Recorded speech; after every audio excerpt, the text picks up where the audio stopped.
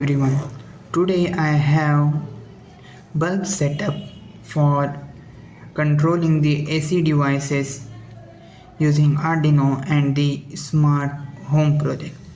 So in this setup we have one plug.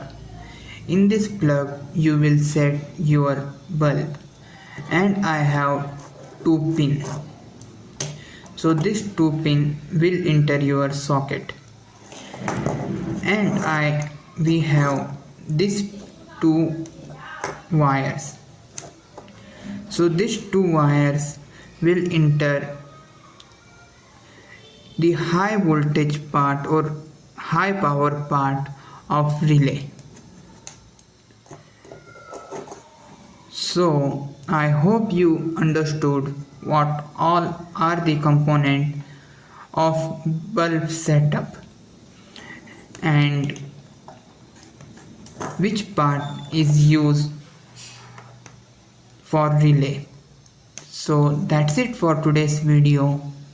Till then, bye.